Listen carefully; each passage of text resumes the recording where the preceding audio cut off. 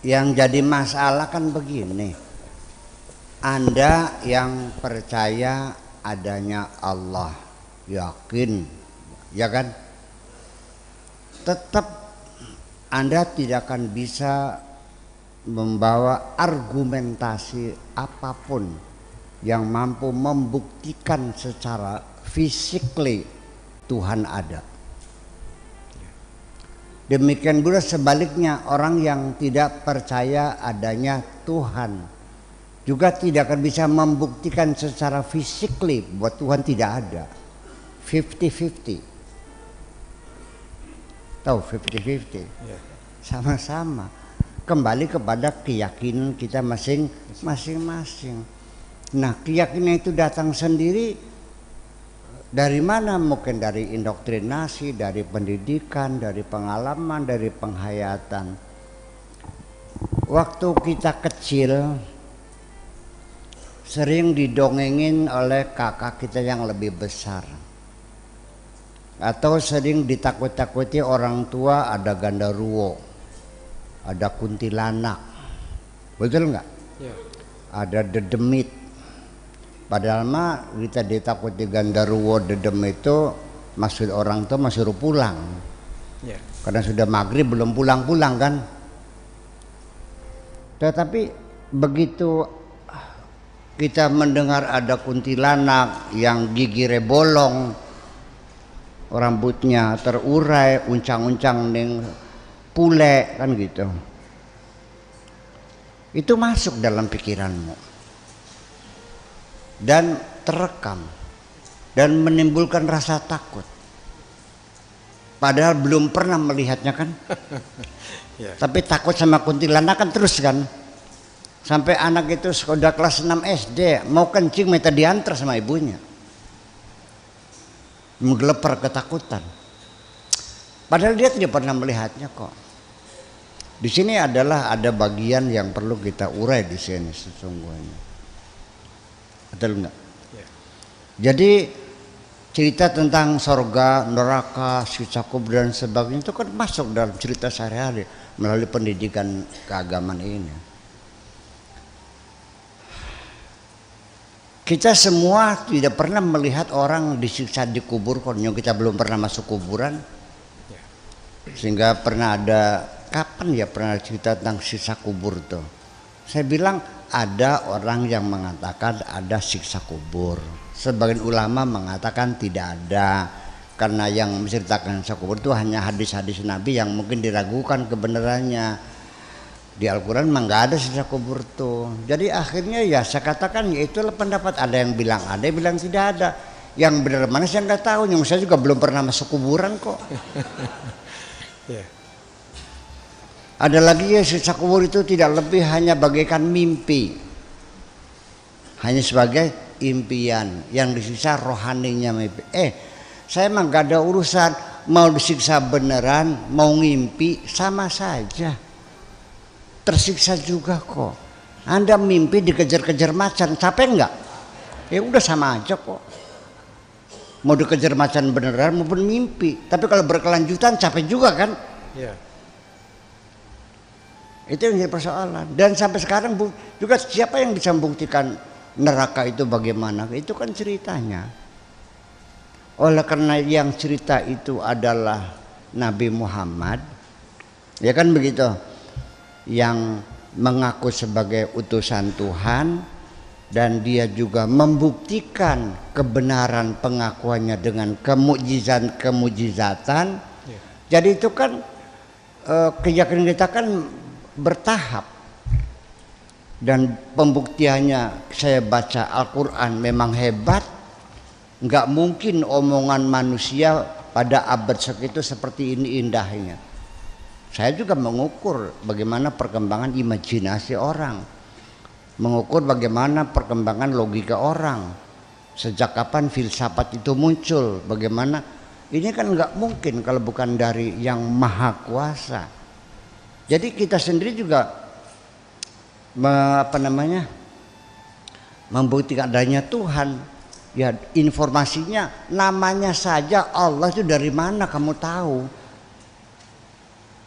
Orang mencari Tuhan, kesimpulannya namanya beda-beda. Ada iron, ada apalagi namanya, ada wine, ada hutan, ada pohon, ada sampai binatang-binatang, wiwitan-wiwitan, bulan, sampai ada lagi yang api dan sebagainya. Namanya ya macam-macam lah. Nah, Tuhan kita namanya siapa? Allah. Yang ngecipta namanya Allah siapa? Kanjeng Nabi Muhammad. Kapan dia lahir? 571. Udah 14 abad. Nah, cerita Nabi sendiri setelah kita koreksi, ya memang tidak seluruhnya betul sejarah yang mereka tulis itu. Bagaimanapun namanya sejarah ditulis manusia, apa yakin manusia jujur semua? Yeah. Itu makanya kita kan mengumpulkan artefak-artefak sejarah itu, arkeologi sejarah kita gali kembali. Ya artinya bahwa ini juga saya kesulitan, saya masih sendirian untuk mengajak kaum santri untuk berpikir demokrasi, berpikir bebas. Itu nggak bisa, karena dalam keyakinannya kaum santri itu bahwa beragama itu tidak boleh berpikir bebas. Sepertinya seperti itu. Ya kan, dianggapnya nguntap, kurang ajar, segala macam. Yang penting yakin sajalah. Yang penting matikan lampu, pejam matamu, tutup pintu, selesai. Gitu kan. Tetapi kita lihat di dalam Al-Quran sendiri itu yang mengajak kita berpikir, afala yanzuruna ilal ibili kaifa khuliqat wa ila samil kaifa rufiat wal jibali kaifa nusibat afala taqilun afala tatafakkarun afala yatadabbarun. Semuanya mengajak kita berpikir. Jadi yang benar mana? Nah, begini makanya sekaligus saya mengatakan seperti pernah kita baca firman Tuhan di dalam Al-Qur'an, fala wa rabbika la yu'minuna hatta yuhaqqimuka fima syajara bainahum thumma la yajidu fi anfusihim min harajin wa yusallimu taslima. Demi Tuhan mereka tidak termasuk orang yang beriman terkecuali ketika mereka itu mengadukan kepada Nabi, minta keputusan, lalu setelah Nabi memutuskan mereka tidak ada bantahan, tidak naik banding, tidak kasasi, tidak peninjauan kembali. Mereka wa yusallimu taslima la yajidu fi anfusihim min harajin. Apapun menjadi keputusan Rasul itu tidak ada rasa tidak puas, rasa gamang di dalam hati mereka, percaya sepenuhnya, udah kami terima sebagai satu putusan yang adil. Begitu. Ini ayat ini menunjukkan seolah-olah tidak ada demokrasi. Apapun yang lo putuskan selesai dan final. Kalau membantah berarti tidak beriman, gitu loh. Seperti itu mungkin. Nah, di sini ingin saya buka semuanya biar tahu aja. Tapi kalau geger jangan nyalin saya. Ini Nabi itu demokrasi loh. Nabi itu dalam menentukan bagaimana menghadapi musuh perang itu, apakah di dalam kota, apakah kita bertemu di lapangan, apakah kita barisannya berapa, itu dimusyawarahkan. Tidak sendirian kok. Jadi artinya bahwa nah, ketika Nabi itu memutuskan usuma la yajidu fi anfusihim harajan mimma qadaita, kamu tidak ada rasa menyangkal kalau Nabi sudah memutuskan. Nabi memutuskan itu ketika sudah final proses permusyawaratannya, baru ketok palu, selesai. Nah, itu artinya bukan melarang demokrasi penyangkalan, tetapi kalau sudah final diketok palu sebagai hasil kesepakatan bersama, maka kita dituntut harus menghormati kesepakatan bersama itu. Paham lagi? Yeah. Jangan mengatakan Nabi tidak demokrasi. Allah itu senang kok digugat. Nabi Ibrahim menantang. Kaifa tuhyil mauta, bagaimana kau bisa menghidupkan makhluk yang sudah mati? Allah juga nanya, awalam tu'min bi, masih belum percaya? Qala bal yatma'inna qalbi, supaya hatiku damai. Oke, dibuktikan. Nabi Musa juga nanya, Gusti nongolan cengkayang apa dikaku? Ya, Rabbi hari ini andur dilayani kok. Jangan takut, berpikirlah sebebas-bebasnya. Allah tidak takut dengan kecerdasanmu itu. Gitu dong. Iya, kan masalahnya. Jadi termasuk kritik-kritik terhadap putusan-putusan para fuqaha itu jangan segan, jangan kikuh ya. Sudah kita katakan bahwa ini putusan sudah tidak sesuai dengan tuntutan zaman lagi. Katakan begitu. Nah, ini saya mengatakan demikian karena ada anggapan umum bahwa Islam itu setelah Nabi Muhammad turun, setelah ayat terakhir al-yawma akmaltu lakum dinakum wa atmamtu alaikum ni'mati wa raditu lakumul Islam dinan, dikiranya agama Islam sudah final, sudah sempurna, tidak perlu direvisi lagi, sudah untuk selamanya. Nah, coba kita berpikir, kalau Islam sudah berhenti sempurna sampai situ dan tidak boleh disempurnakan lagi, tidak perlu diamandemen lagi, tidak direvisi lagi, tetapi realitanya kehidupan kita terus berkembang. Ini yang jadi masalah. Makanya saya berkali-kali ayat itu harus ditafsirkan ulang, bahwa al-yawma akmaltu itu bukan sempurna, tapi tugas Nabi menyampaikan dakwah dianggap sudah cukup.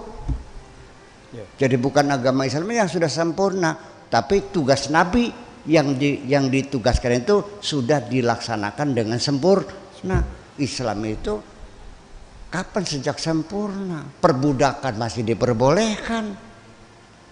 Betul enggak? Nyerang negara orang tanpa maklumat perang juga dibolehkan. Iya kan? Tangan dipotong, orang murtad dibunuh, tidak sholat dibunuh, tidak zakat dibunuh. Masih sesuai dengan kondisi sekarang. Anak perempuan dikawinkan dipaksakan boleh. Negara kita kan udah hebat, berani ngelawan. Undang-undang pernikahan kita itu adalah menjawab bahwa putusan-putusan fikih tidak relevan untuk sekarang ini, makanya ada aturan-aturan. Anak perempuan di bawah umur tidak boleh dikawinkan, sekalipun fikih mengatakan boleh. Betul nggak? Ya. Kawin paksa fikih boleh nggak? Boleh. Kita larang. Negara tidak mengharamkan, negara melarang, dan negara berhak untuk melarang. Mengharamkan nggak boleh, karena haram adalah hak mutlak, hak prerogatif Allah. Tapi kalau melarang boleh. Sih, jangan lalu memelam yahkum bima anzalallah faulaika humul kafirun. Ya bukan begitu maksudnya. Nah, sampai sekarang ini oleh karena hasil pemikiran fikih itu bukan hasil institusi, hasil pemikiran orang per orang secara liberal, maka amandemennya bagaimana? Memang ada lembaganya. Itu kan karya pribadi Imam Syafi'i. Sekarang dalam kitab fikih dikatakan bahwa hamil itu paling lambat atau maksimal 4 tahun sampai ada mengatakan 6 tahun. Masuk akal nggak ada orang hamil 4 tahun? Sok tanya sama dokter. Terus masih kita benarkan seperti itu. Nah, ini orang tidak ngerti mana fikih mana agama. Fikih itu hasil pikiran orang. Termasuk juga dialektika tentang teologi antara Mu'tazilah Qadariyah, itu juga sama pemikiran orang. Sumbernya Al-Quran. Apa yang dimaksudkan secara persis dalam Al-Quran, semua juga masih menebak melalui hermeneutika, melalui ilmu tafsir, dan hasilnya berbeda-beda. Jadi ya sudahlah, kan gitu. Yuk kita berpikir lebih berani lagi supaya tanpa ada keberanian berpikir Anda tidak akan bakal menemukan kebenaran. Terima kasih.